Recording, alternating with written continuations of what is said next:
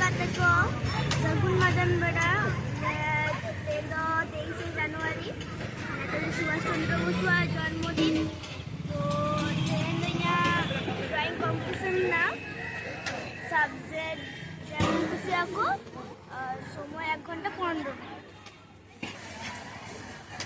আর তো langpe indo bisa sorry clubbing hek kana oni kan club lege mane judgment ko আর আলোচনা চালাক kan the চাবাই না তো তাহলে আমাদের ড্রয়িং কম্পিটিশন এর মধ্যে রাখা সারে কম্পিটিশন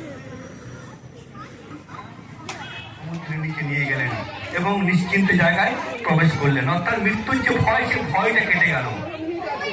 ডুবোজাহাজ আবার চলতে শুরু করলো। যে তারা উঠে দাঁড়ালেন, দাঁড়িয়ে সমবেতভাবে সকলে নেতাজিকে ঘিরে ধরে স্যালুট করলেন, করে বললেন, আপনাকে দেখে বুঝতে পারছি দেশনায়ক কেমন হচ্ছে আমাদের নেতাজি সুভাষচন্দ্র বসু। ধন্যবাদ।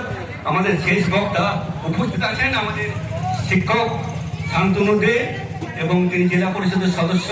তিনি আমাদের গড়বেতার একজন শুধুমাত্র নেতা বলে নয়, তিনি গড়বেতার একজন বিশিষ্ট একসময় বক্তা ছিলেন। তার কাছ থেকে আমরা তার কথা শুনে নেব, জেনে নেব শুধু এই কথাটা যে যাকে যেই স্বাধীনতার জন্য আমরা নেতাজিকে করলাম, কিন্তু এই দুই পন্থার যারা মতপ্রদর্শক আমি ব্যক্তিগতভাবে মনে করি তাদের মধ্যে কিন্তু পারস্পরিক শ্রদ্ধা সম্মান যথেষ্ট হয়ে গেছে। আমরা যতই একটা ন্যারেটিভ তৈরি করি না কেন, যে দুজনের মধ্যে একটা বিরাট বিরোধ, সেই জায়গাটা মটার আরো জন্য চেষ্টা করেছেন, যাতে নিজেকে বাস্তব দেখেছি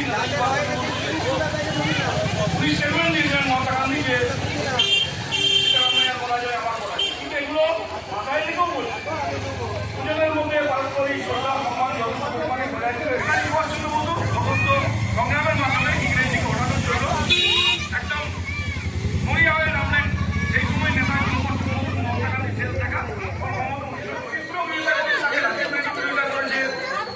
যে মোটামুটি একটা দলে আন্ডারস্ট্যান্ডিং দেখে বিরোধিতা করেছে দমে আলম কেবড়াবা তাড়াতাড়ি ক্ষমতা তুলে দিয়ে যাবে। দেশ স্বাধীন হয়েছে, আবার বলে তুলে দেওয়ার কি আছে?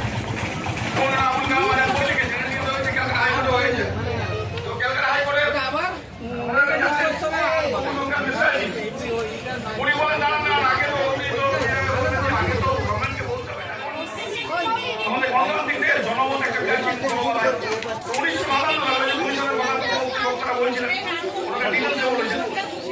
1957 সালে ওই শাহরাজ খান মাথায় রেখে শাহরাজ কমিশন গঠন হল।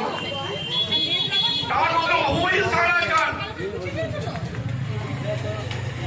আইনাতে সেটাও ইতিহাসে করে ওখানে নিয়ে উঠি লড়াই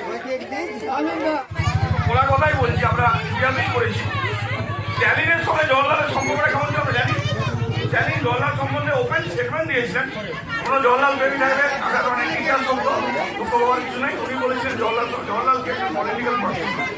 সেই স্ট্যালিন জওয়াহরলালের কথায় একে স্লোপয়ের মধ্যে মেরে দিবে, এইটিও আমার বিশ্বাস হচ্ছে গ্লোবেটি।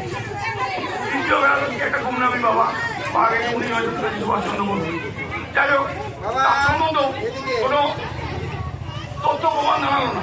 বিভিন্ন জায়গায় বয়স্ক সাধু সন্ন্যাসী ভৌকিতে এখনো অনেকে ছুটে যায়, ওইটা এলো নেতাজি। এটা আমাদের আবেগ, আমাদের